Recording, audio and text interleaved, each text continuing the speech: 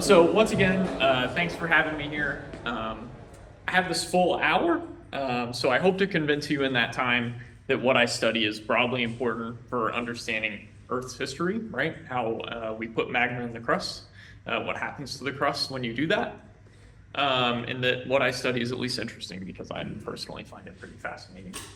So we're going to study this volcanic center, Cerro Chaxas, which you can actually see part of right here in the front. So these are just little lava domes here. So these are lava extrusions that punch through the surface. And then in front of this, in front of the domes, is this fan of block and ash flows. I'll use that term throughout this talk, and that's just when these lava domes punch through and they become gravitationally unstable and then collapse and create these block and ash flows. And then there's also ignimbrites and pyroclastic density currents. I'll probably throw that terminology around. These are just these cascading ash clouds that you see on TV and in videos that happen during volcanic eruptions. So I want to give you a roadmap of where we're going to go today. So I'm going to give you the where and why, essentially, on where I study. And then I'm going to break this into 3 parts. So part 1, we're going to talk about geochronology. So we're just dating geologic events. When did they happen? How fast did they happen? And sort of trying to improve that. The second part, we're going to actually look at rocks. And we're going to look at the volcanic stratigraphy at Cerro Chaxas and kind of deduce what happened there, volcanologically speaking. And then the third part, I want to talk a little bit about what happened beneath the surface of the Earth in the magma plumbing system that produced all of those eruptions over time. So why study volcanoes? These are some of my favorite pictures of volcanoes. Most of them involve skiing. It doesn't really take a geology degree to look at these things and notice that they're pretty magnificent. They certainly have a place in the geologic stratigraphy for a variety of reasons. They give you good age dating. And certainly there's a lot of heat associated with these things, right? You put a lot of magma into the crust, a lot of things happen as a result of that. So just my own research motivations. This is part of my research area here. Again, I just want to highlight that understanding the geologic record is partially dependent on understanding volcanic stratigraphy. And you can sort of start to piece these together for yourself. You can, anyone can look at these lithologies. I hope this picture is good enough quality and see that there's, you can start to put together a time-resolved stratigraphy here. In volcano science, we like to imagine these quote-unquote transcrustal magmatic systems. This is just a cartoon showing that. And what I mean by transcrustal is this sort of interconnected magmatic system that extends from the base of the crust, so just above the mantle, all the way to the surface, okay? Now, imagining that is one thing, and sort of trying to probe that through various methodologies is fine. Actually seeing it is pretty difficult because you have to have an entire crustal section actually exposed through exhumation. There are examples of that, so these cartoons are not lies, they are real. Real. And you can actually see a really good example of this. I think this is a good example to sort of put things into context here in northern Italy, where we have had a lot of exhumation of a crustal section happen. And you can actually walk from the base of the crust, this is the top of the mantle here, all the way to calderas and large volcanic eruptions, large ignimbrites that occurred in this region quite some time ago. And if you go and you date these rocks to find out how old they are, it turns out that the entire crustal section all overlaps in age, implying that at least some part of this crust was all molten at the same time. Okay, so this is a true transcrustal magmatic system that was in the crust. And it kind of goes without saying that when you pump this much magma into the crust, you have a huge thermal and chemical impact that's happening. This is how you build crust first, which is where we live. I don't think this seems kind of obvious, but it is important. These constraints are hinged upon our ability to measure as accurately and precisely as we can. That seems relatively obvious, I'm sure. But that is an open and fertile field of research that I certainly got really excited about during my PhD, and we are going to talk about that a little bit. So I can appreciate that geologic work needs a lot of context, and that's because some years ago I was at Christmas with my mom. This is my mom. Yeah, that's what I said. And she asked me a question that kind of like really it made me realize how much I need to put things into context, because she asked me, knowing that I had studied rocks in the central Andes of South America, why don't you just go to Hawaii? What she actually asked me was, why don't you go to Hawaii? I think it's cheaper to get there and it seems way nicer. My first thought was, dang, she's right. No, and then my second thought was, well, I really need to put my work into context, and I hope to give you the answer that I gave her, but in a little bit more detail. So with that, I'll introduce the Central Andes. So the Central Andes of South America, it's over here. You can see it on the Bolivian orocline, this topography here. So subduction has been operating on the South American continent since the Jurassic, so about 200 million years ago. And this has caused lots of compression of the South American continent, and therefore crustal thickening, right? You're just compressing this whole thing. And on top of that, on top of the crust here, you can go there, I've been there, and taken these pictures, and I can tell you by personal experience, volcanic rocks are there as far as the eye can see, okay? As a result of that subduction. So it's quite remarkable if you really want to understand how magmatism forces crustal evolution and how we build these large magmatic systems. This is the place to go. I want to point out here that the Juan de Fuca Ridge, this is just a mid-ocean ridge, a long linear chain of underwater volcanoes, is currently in the south of, off the coast of South America, in the south. Too many souths there. And that's important for understanding how the arc has evolved in South America. And that's because volcanic arcs basically operate under two states: steady state, so sort of quiescent background activity, not a lot of eruptions going on, something like what we see in the Cascades today. And then there is quote unquote flare-up magmatism. And these are pretty short punctuated periods in the geologic record where we're getting lots of very large eruptions occurring frequently. And it turns out that in the Central Andes, flare-up magmatism is time transgressive. It actually goes from, with time, from north to south. And in fact, if you do plate reconstructions, it turns out that the flare-ups are just trailing the location of where the Juan Fernandez Ridge was at some given time. And the fundamental process here, sort of the geodynamic figuration, is that the Juan Fernandez Ridge passes underneath the continent and causes metamorphism. Okay, so you really create super dense rocks in the lower continental crust. As that ridge passes, you re-steepen the slab, as you can see here. Can you guys see that on Zoom? It's kind of too late now, but I hope you can see that laser pointer. So when the slab re-steepens, you create a whole bunch of melt here. Basically, you put a whole bunch of water in and it induces melting in the mantle. So now you have this sort of gravitationally unstable situation because you have a whole bunch of very dense rocks above a whole bunch of melt you just created. So the two materials essentially invert, right? And you pump a whole bunch of magma into the crust and you create this so-called flare-up. And this is what has operated in the Central Andes. So sort of the archetypal surface expression of a magmatic flare-up can be seen in this region, the Altiplano Puna Volcanic Complex. That's the APVC for short. And you can see a map here in the upper right. And these outlines are actually calderas. So these are pieces of the earth that have collapsed down during evacuation of hundreds to thousands of cubic kilometers of magma. And you can see the ignimbrites, their thick exposures anyway, outlined there in solid color.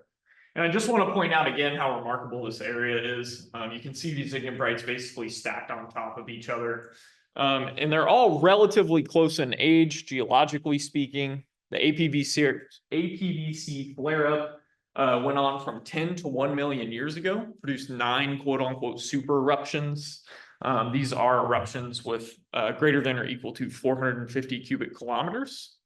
For reference, Mount St. Helens was about 3. And the largest pulse of the magmatic flare-up occurred at about 4 million years ago. That's pulse 3 on this graph here. And this includes the Paripakar ignimbrite, which I will talk about in this talk. So going back down beneath the surface of the Earth, what we actually see using geophysical, well, not we, but what scientists see in using geophysical imaging. You can do this in using multiple methodologies. This is a gravity model, actually, is you see this huge batholith. So this is just a giant reservoir of magma hanging out in the mid to upper crust beneath the central Andes. This currently has about 500,000 cubic kilometers of magma in it at about 10 to 25% partial melt. So there's out of that 500,000 cubic kilometers, most of it is now crystalline. So this, many of you have probably been to Yosemite or at least seen pictures. I hope you can see how stoked that guy is to be there. So the Sierra Nevada batholith is basically an exposed version of what is now beneath the APVC. And I should point out, this is called the APMB, the Altiplano Puna magma body. So I'm going to talk a little bit about magma evolution. And this can be boiled down into, magma evolution can be boiled down into 2 sort of processes here. One is crystallization. There's sort of a diagram up here in the upper left. And basically you start with a primitive magma, which comes from the mantle. Okay, so these are mafic or primitive magmas. They crystallize, some crystals accumulate due to density differences. These magmas become buoyant, they ascend through the crust to create, or they ascend through the crust as more evolved magmas. The process repeats itself, and these magmas become rhyolitic or silicic. That's not the only real way that magmas evolve in the central Andes, especially.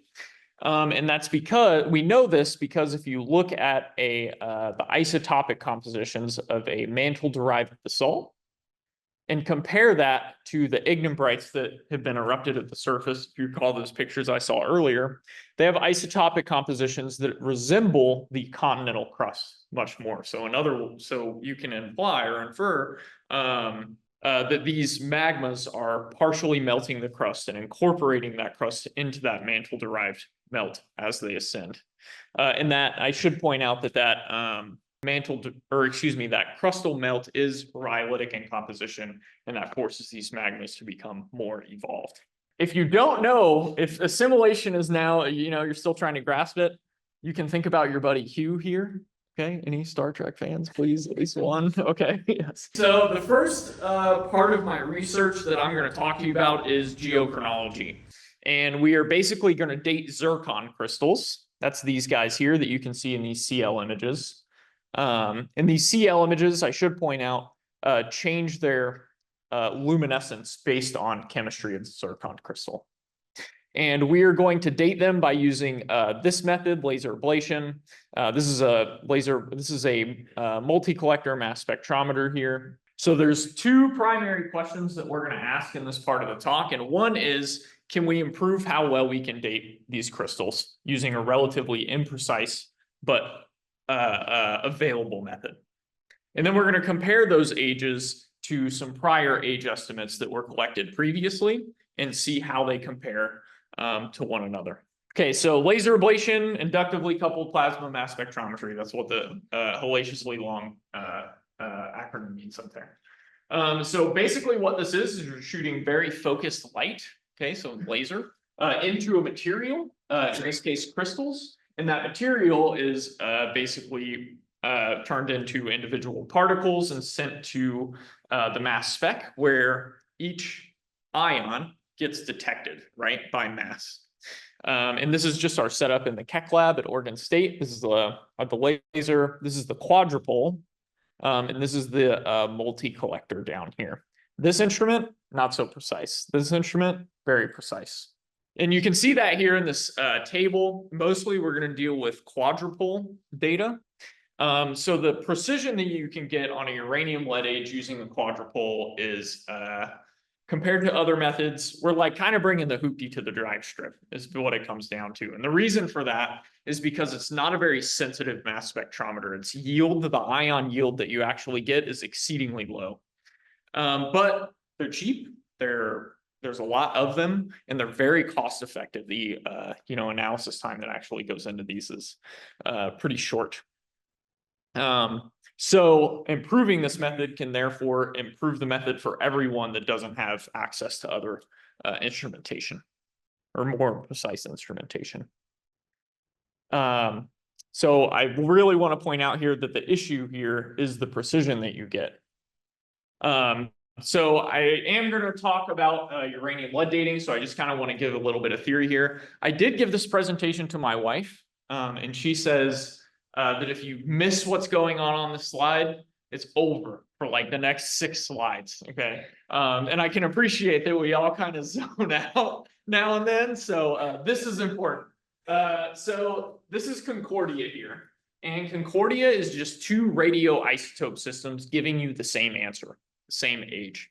In this case, 207, 206 and 238, 206 ages agree here.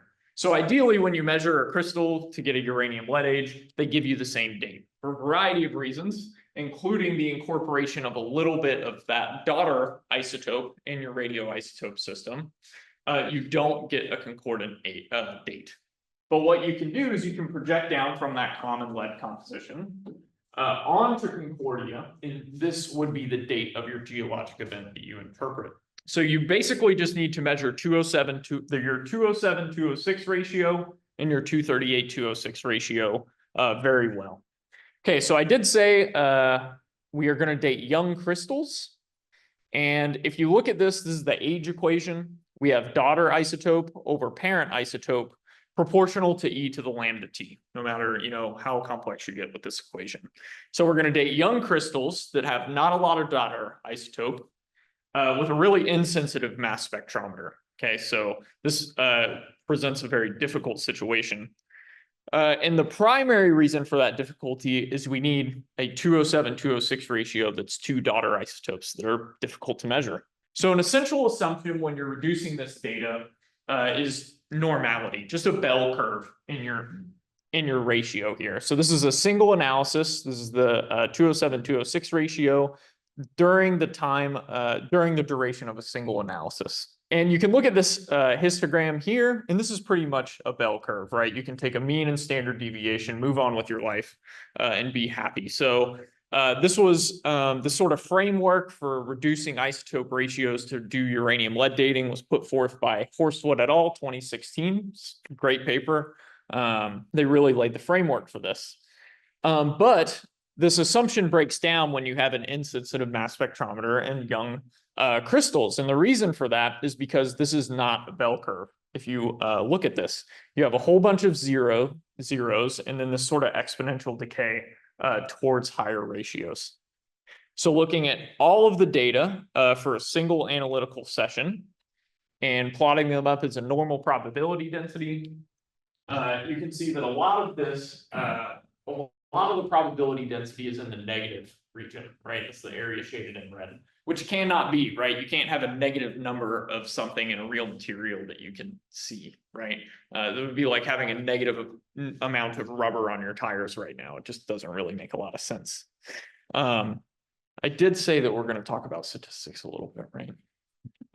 Okay, so to deal with this situation, basically what we're going to do is we're going to use a distribution that has an appropriate support. So the normal distribution is supported between negative infinity and infinity, which allows that probability density to go into the negatives. So we're going to use distributions that don't go into the negatives. That's it. So the first one of these is the zero truncated normal, or one of the ones we'll look at anyway. And this just takes your normal probability density and compresses it in between 2 points. The other one we're going to use is the zero inflated Poisson distribution, or ZIP. I'm going to call it ZIP. And basically what this does is it takes your zero values and it puts them into 2 sources. Your first source is an underlying zero that generates excess zeros, more than you should really have. And the source of excess zeros in this case is, again, having a really insensitive mass spec and not a lot of ions in the first place. So maybe there are ions there, they just never made it to the detector because you have such low yield. Your other source of zeros is going to be the random variability of your counts. So if I'm out and I'm watching how many cars drive by a stoplight at 7 a.m., it's not always going to be the same, even though there is a true mean. I'm going to see 0, 4, 8, 2, 0, etc. Okay, so that's the zero inflated Poisson. Okay, so measuring data and reducing them using all three methods. And that's what this is. This is all the zircons from a single sample, reduced using all three methods plotted on Concordia, Terra-Wasserberg Concordia. Comparing the H16 to the zip approach, we actually see that the zip approach is less dispersed, which is good. And overall, they're closer to Concordia. Only when the data are close to Concordia, though.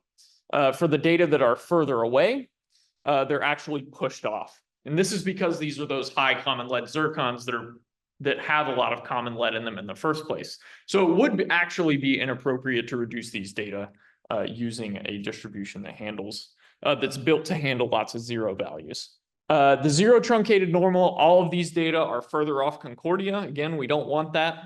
And that makes a lot of sense. We could probably predict that because we took all that negative probability density and we put it into the positive region and pushed that mean back a little bit. It doesn't really matter too much though, because when you reduce all the data, propagate your errors through, they're all actually within error of one another. These are the dates for all the data I just showed you. What does matter though is that we can improve our precision on average for this sample and all of the samples I've done. You improve precision on average by 2 to 3%, which is pretty remarkable if you think about an up to 12% on a single age. Okay, so if you get an age that's 5 million years old and you interpret that as your geologic event, but you improve your precision by 10%, you can essentially change your interpretation of that event, right, at the range it can possibly be by quite a bit. So should we always assume a Gaussian distribution? I would say no. You get better errors by reducing it in other ways. You get more concordance. It's kind of time consuming. There's some details here, but I would say no. We should be treating these data quite differently. So I did all this and I wanted to compare the dates I got to some dates that have been collected using another much more precise method for the Pari-Picard ignimbrite. That's that quite large eruption that I talked about earlier. And you can see it here in this lower unit. It is this lower unit down here. So in this previous study, they found no xenocrysts, which are just, remember the magmas are assimilating continental crust. They're partially melting it. So a xenocryst would just be a crystal that got incorporated into that magma, which would have a much older age than the eruption. So there were none found in the Pari-Picard ignimbrite, despite the fact that radiogenic isotopes showed that it did assimilate a lot of crust. They also found a unimodal distribution. So in other words, just this really short range of dates looked nice and Gaussian. And what they interpreted this as is this magma had incredibly high heat that remelted all the available crystals that were assimilated, which is a lot of heat for zircon, it turns out, to melt all of it. And then zircon only saturated immediately prior to eruption, and that's why those crystals are all about the same age. So to a first order, if you look at the laser ablation data, we found a lot of xenocrysts. So these are xenocryst age versus the eruption age of the magma that carried them to the surface. Okay. And the Pari-Picard is outlined in red here, and it turns out that the range of ages you see actually align with lower crustal xenoliths. So not only do we find a lot of xenocrysts, but it looks like we can start to pin the range of crustal lithologies that the Pari-Picard actually assimilated in the crust as it ascended. Looking at the crude odds, so this is just the likelihood of something occurring, one being equal odds, right? Of the user in the original study picking a core analysis and getting an old age is offset in either study. So the SIM study is the original study, the laser ablation study is the one we conducted. And then the other, you can look at this association in a different way and say, okay, well, what are the odds of the user selecting a core that also had a very specific CL texture, a bright zone, which again is dependent on the chemistry. And those are also offset in opposite directions. So it appears here that in the original study, they could be missing this age component, this critical age component in their data because they avoided certain types of grains when they were spot picking. So there's a user bias here. Okay, so this is my favorite part of the talk coming up right here, just so you know. Okay, so I'm going to introduce quantitative bias. This actually comes from epidemiology. So I'm going to motivate it through their lens. Okay, so we've all met this guy. He is taking surveys. Okay, we don't like that. And this epidemiologist is taking surveys about H1N1. Okay, he's an epidemiologist. And along comes a cowboy, and he's like, "Hey, cowboy, will you take my survey?" And he's like, "Heck yes, man. I know pigs. I know pulled pork. I will take your H1N1 survey." Okay, so he is the characterized population. He's the spot that you were able to measure. What we don't know is whether or not he's biased because he's just closer to the subject. So later that day, along comes you, the geologist. He asked you the same thing. And you were like, "No way, man. H1N1 is like so 2008. We all have COVID now. I'm not taking your survey." At which point he says, "Well, will you just answer this one question or take this shorter survey?" At which point maybe you use some choice words you're not proud of because you're tired of being pestered. So you are the non-participant, okay? You are the unmeasured spot in that original sim study, right? That bright CL core that was never measured. We can't get too mad at him. Oh, excuse me. I should say we don't know whether you're unbiased or you're biased in the opposite direction relative to the cowboy or whatever. And the reason that the epidemiologist is asking you to take a shorter survey or answer one more question and why he's going to send out mail-out surveys is because he is trying to gather the characterized non-participant population. So this is essentially a subsample of the true underlying population that he knows he's probably missing because you don't care about that subject. You're not close to it. Okay, so that's how we're going to treat the laser ablation ICP data in this case. And you can use that those characterized non-participants to adjust the odds and see if there's a good reason that you're missing information in your original study. So I'm not going to go through all the math. It's just a bunch of ratios. But if you look at the association of the user seeing a bright core with an old age in the two studies, they're offset on very different sides of one quite clearly, right? So you would, I kind of showed you that in the raw data in the first place. Adjusting the odds of the SIMS data set with the laser ablation data set shows that they are probably missing that crucial age component because there was a user bias when they were picking their spots, okay?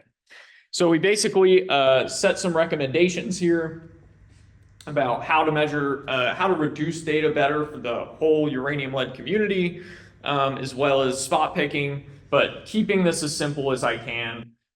This is basically the summary of this part of the talk.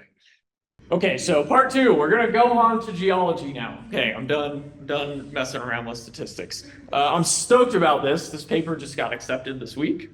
So I'm happy about that. Yeah, I know. Whew. Okay. So this is Chaxas from the backside. Okay. And these volcanoes are actually from the modern Andean arc. This is Licancabor, Saricabor here. And the science questions we're going to deal with in this part of the talk. One, is Chaxas the source of the pre-Picard? That's that very large eruption.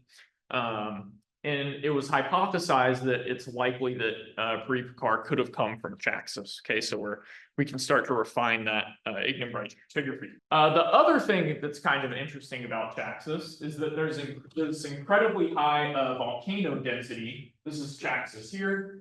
The pre-Picard ignimbrite is all up here. I keep forgetting to use my laser pointer. Is all here. Okay, so there's this incredibly high volcano density here, something like 4 to 5 edifices per 1,000 square kilometers. Your average continental arc, with the crust being this thick, based on some geophysical models, that you should only have one edifice about every 70 kilometers. So this is pretty dense. In addition to that, these volcano edifices are built on a silicic lava platform. That's that very evolved magma. But otherwise, these volcanoes actually turn out to be quite mafic. Okay, so we have this pretty weird stratigraphy here. And the potential for a very large magmatic system underneath. So there is literature studies out there in the literature, and we kind of went in with a hypothesis that maybe this volcano cluster is here because there's a large magmatic reservoir here, and we set out to see if the Paripakar came from here and if Chaxas was around for long enough to prime the crust, per se. So step one is field work. Okay, field work is great. Starts with your boots, compass. Okay, in the Andes, you need four-wheel drive for sure. You'll break some things most likely. You might need a good Chilean colleague, as we have. This is Matthias, and Matthias, this guy got me probably out of jail. We ran into the military police down there. We ran into the army. They have M16s. That's pretty weird. There's pumas out there that are pretty large. Yeah, so field work, I look back at it with great fondness. I'm not being sarcastic. It's a good time. So Cerro Chaxas. So again, these are these lava domes right here. And you can tell that they're lava domes because, well, you can infer that they're lava domes because they sort of punch through the surface, and you can see that the the stratigraphy there that was above them has been tilted, right? You can see that fan on the front. So this area was originally mapped by this guy, John Guest. And some dates were gathered to try and determine the age of eruptions and sort of the range of eruption ages at Chaxas. The ages kind of bounced around a lot. There wasn't a really well-refined stratigraphy example outlined in the red. Excuse me. But what we did know is that the Chaxas system was probably very long-lived, something like 4 million years. So we can maybe start to probe how these systems are built over time, what happens to them over time, and ultimately how we build this pretty long-lived crust. So we remapped Chaxas. I'm not going to go through the details of this map. But what you can see in this red hatched region are the thickest areas of the Paripakar. So thicker the ignimbrite, closer the source, usually, right? You can't have an area that's sort of depositionally, topographically low, and therefore you deposit there. But there's also a lot of welded ignimbrite facies here. And what I mean by that is when the ignimbrite was deposited there, it was really, really hot, or there was just a whole bunch of ignimbrite on top of it. But either way, it essentially just welded due to compaction and heat. Usually that means that you're closer to the source if you find welded ignimbrite. So looking at this fan of block and ash flows around Chaxas, you can see here, there's some older rhyolites in here, capped by block and ash flows, debris flows in the lahars. Going up close to this, you can actually start to refine the timing of eruptive events in the field. You can see this sort of erosional unconformity here. So this rhyolite was eroded for a pretty long time before this guy was in place, and you can see these nice sort of broken apart prismatic joints here. A little bit closer to the Chaxas domes, up this quebrada here, you can see the Paripakar ignimbrite capped by Chaxas block and ash flows. And then if you get up to the domes, you can actually see the stratigraphy is tilted the closer you get to the domes, again, implying that these things sort of pushed up that older stratigraphy. And you actually see in that older exposed stratigraphy, the welded Paripakar ignimbrite, indicating the source could potentially be nearby, as well as some older rhyolitic eruptions that don't really crop out anywhere else that we know of anyway. So we do think that the source of the Paripakar ignimbrite, for a variety of reasons, is actually coming from this area a little bit north of Chaxas, but nevertheless, these things were probably interconnected beneath the subsurface. So on top of all this, again, are these arc platform lavas, that silicic lava flow that forms the base to all the modern arc volcanoes. And you can see in this picture, if I picked one of high enough quality, this sort of creamy color down here, generally that's more silicic or at least crystal rich. And these lava flows are darker. Going up and looking at the hand specimens, you can see that these lower lava flows have a lot of really, really large crystals. You can pick out the really large plage grains here, plagioplase grains. and amphibole grains. But higher in the stratigraphy, you see less large crystals, and you actually start to see mingling between these two lithologies, one being more silicic, one being more mafic, right? The more mafic stuff being more representative of what's erupting from that portion of the arc currently. Looking at thin section, you can see these in the upper lava flows, these really low temperature, these crystals that grow at very low temperature, lots of quartz, lots of biotite. As you go up section, you see that these crystals start to become, they're in disequilibrium, so they've been reheated. They're not very happy. So it appears that we have these lava flows transitioned from these really low temperatures, from low temperature magmatic reservoirs that were around cooling for a long time, growing very large crystals, and then got progressively reheated as you go up section. So we think, again, that there may be that large reservoir that was beneath the subsurface that then got continuously intruded as the modern arc moved in after the flare-up dissipated 1 million years ago. So ideally, we have uranium-lead data to support this. These are the uranium-lead ages that I collected throughout my PhD. And you can see that the arc platform lavas have zircon anticrysts. You can think of these as xenocrysts too, mostly as anticrysts. That's to be parsed out.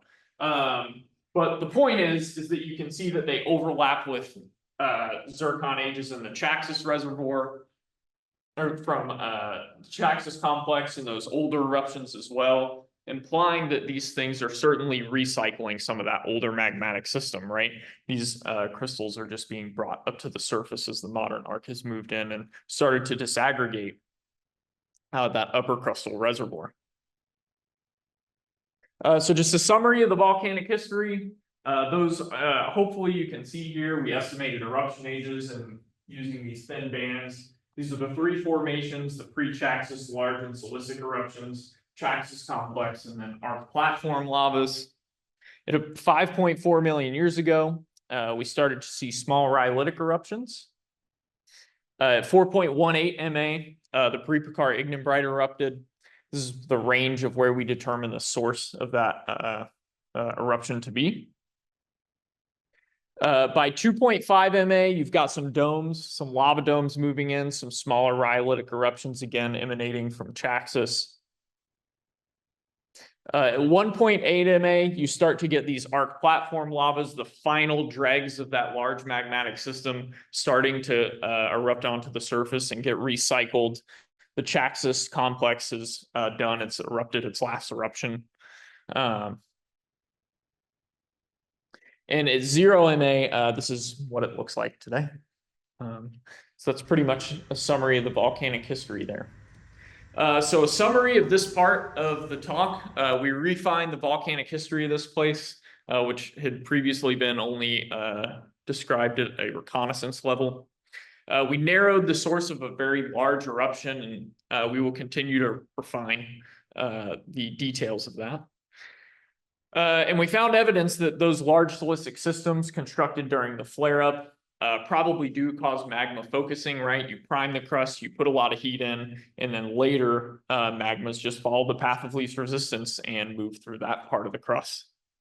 And that allows for dense volcano clusters to occur. And there's some more literature evidence for that. I hope that's not too ambiguous in this setting.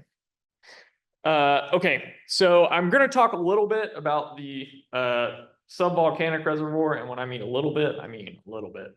Running out of time here. But that is important because, I kind of started this talk talking about how we build magmatic systems. What do they look like? What happens to the crust when it evolves? And, this is the longest lived crust on Earth. Igneous rocks, anyway. So our fundamental science question here is, what did the Chaxas pre-Picard magmatic reservoir look like? How did it change over time? That's it. Okay, so I showed this graph earlier. Again, this is xenocryst age versus the eruption age that carried that xenocryst to the surface. And if you look at this, what you can actually see here is a systematic change and a decrease in the range of xenocryst ages in these successive eruptions. Okay, so what we've interpreted this to represent is that when the magmatic reservoir was larger and it was producing larger eruptions, it had more heat and it was assimilating more of the crust, right? So more of the crust was being affected by this magmatic system, probably more continuous at the time. As we decrease in eruption age and the regional flare-up, the APVC flare-up wanes, we're sampling less of the crust, and that's simply because we're putting less heat into it. We only have so much heat budget there in order to melt the continental crust. So some details on the uranium lead ages here. I showed a graph of this earlier. We've separated out arc platform lavas, Chaxas complex, and then pre-Chaxas. We can see even when the Chaxas complex was erupting, it was already starting to recycle this pre-Chaxas system, which is quite remarkable. I think it's really cool to see that. A really interesting point of this that I want to drive home here is we actually get a shorter DT with younger eruptions. Okay, so we're really starting to pick out some systematic changes in this magmatic reservoir. What I mean by DT is the difference between the oldest zircon age and the youngest zircon age in each eruption is really decreases over time, implying that the thermal history back here was much longer. Okay, we pumped magma into the crust for a much longer period of time. Zooming in on this, we can start to pick out these subpopulations. This is for a single eruption. You can see there's a population here, maybe representing batches of anti-crust that have been, calved off the walls of these magmatic reservoirs, or different periods of magmatic intrusion. In here, you can see these kinks in these uranium lead ages, but the errors shown by the width of these bars sort of make that difficult to resolve. So you do have to statistically resolve that if you want to get at these underlying uranium lead populations and start to find time periods between your crystallization events that are generated through magmatic intrusion into the crust. So I did that, and these are the different subpopulations you can see that have been statistically resolved for one another. And this is these are uranium lead ages just from the pre-Picard ignimbrite. So the point I want to make here is that we see, again, a long thermal history, a long period of magmatic intrusion into the crust. I mean, we were pumping magma into the crust probably 4 million years before this thing even erupted. As we get younger and later into the flare-up, these subpopulations start to span out. So there's not many of them, and they're more spread out, okay? And in fact, a lot of these subpopulations overlap with stuff that's in the pre-Chaxas eruptions. Again, implying that we're just recycling this magmatic system as we put magma into the crust. Ideally, we can see this in terms of chemistry. So this is the European anomaly. This is basically a proxy for magmatic evolution from mafic to silicic. And then these dots are colored by crystallization temperature. So we can see that during pre-Chaxas times, this magmatic reservoir probably evolved and became more silicic with time. But there's no real correlation here between temperature, right? Regardless of the fact that we are generally evolving. And that's probably because we have a lot of pretty frequent periods of magmatic intrusion into the crust, which if you think back to those closely spaced subpopulations, that makes a lot of sense. Looking at the Chaxas complex, I've circled all of the data points that probably are anticrystic or recycled zircons based on their age and the eruption age that carried them to the surface. So these overlap with the pre-Chaxas zircon ages, but they're all low crystallization temperature, right? There's no red dots in here. So again, we're probably just that system moved in, it grew over a long period of time, and then most of it cooled off and only just got recycled as the flare-up waned. So this whole entire magmatic system basically tracks with the regional flare-up that decreased in flux and frequency of large magmatic eruption with time. So this is my cartoon interpretation of that. It makes me feel better. Okay. So during the mid-flare-up, we think that this was a very large magmatic reservoir, probably had a lot of contiguous melt in it. As the flare-up waned, again, these melt batches probably became more isolated over time and were basically limited to regions of the crust that had already been intruded by magma and primed. This is a summary. We saw systematic changes in the crystallization of that magmatic system, how it crystallized, how much heat it had.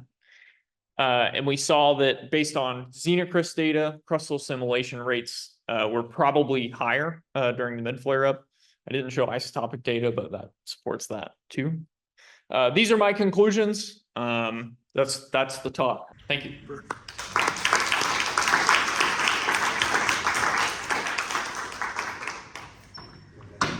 Yeah. What's the fusion temperature of zircon? So that's a good question. The question was, what's the fusion temperature of zircon? The answer is it depends on the actual, on the chemistry. So those that have a lot of trace elements incorporated in them will typically start to melt at something north of 750 C. If they're pretty pure zircon, the crystallization temperature that you get on that, going the opposite way, is 900 C, 1000 C, but I don't really know the exact number that people put on that. Yeah. You mentioned that the part of the world you were studying is the oldest or one of the oldest of its kind in the world. Can you repeat that and expand on it a little? Yep. So I think we were talking about. Okay, so the Chilean subduction zone started around the Jurassic time, which starts at 200 million years. That's early Jurassic. Subduction in the Andes probably actually started around like 150 to 170 MA, but that is definitely debated. Yeah, that's about all I know about subduction history in the Andes, other than the fact that it is one of the longest living subduction zones in the world. Yep.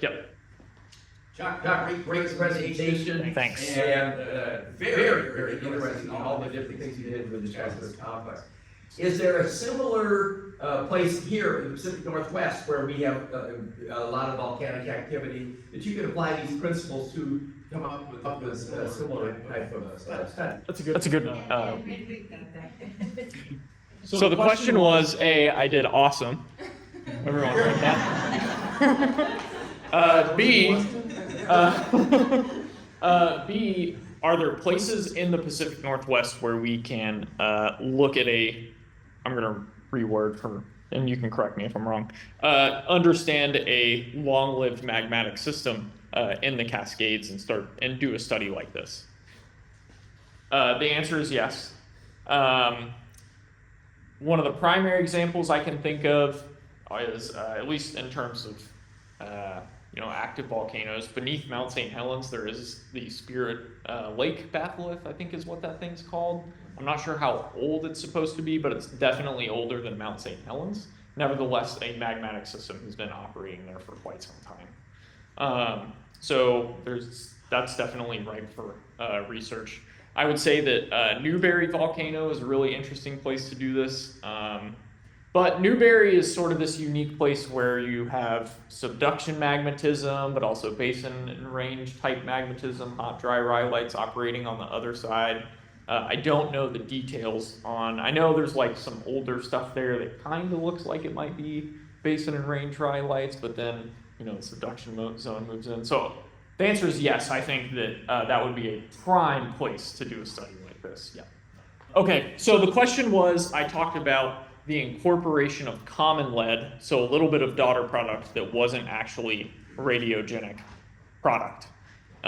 So the answer is, zircon does one of the best jobs at excluding daughters during crystallization, but it's not perfect. So there is a little bit of common lead included in those analyses. And what you can do is you can actually project up towards common lead. Okay. So any deviation from this line, typically in the uranium lead geochron community, people just assume it's common lead, which there is probably some common lead there. Common lead can also be introduced through metasomatic processes and just other like post-crystallization processes as well. So that can also skew your data and give you common lead. The other things that will fool you, sorry, am I going? Does that answer your question? Yeah, sort of. Except the result of that common lead incorporation, does that make the date older? Oh, so if you resolve the common lead, does it make the date older? It would make it younger, because if you had too much daughter product. You get rid of the common lead. Yeah, exactly. Yeah, yeah. The first one becomes older, and so you just correct it. Is that right? Yep. You correct it back down to a younger age. Otherwise, your age would be too old because you have too much daughter. Yeah. That's not the only source that's going on here. Yeah, there's a lot of, you can think that's a very long radioactive chain. So there's a lot going on with intermediate daughter products and stuff too that can kind of skew that, how much daughter product you're actually seeing. Gary clarifies your question by mentioning that your talk description talked about potential need to monitor monitoring protocols based on findings. Oh, yeah, I didn't do that at all. I'm sorry. I did not talk about volcano monitoring. The question was, in the first slide of part 3, there appeared to be cooling columns, astute observation. And is that limited? Can rhyolite also do that? Because it's so commonly seen in basalt. This picture. Yep. So yes, these are cooling columns. Ignimbrites definitely do this. Yep, especially if they have enough heat. All right, let's thank our speaker.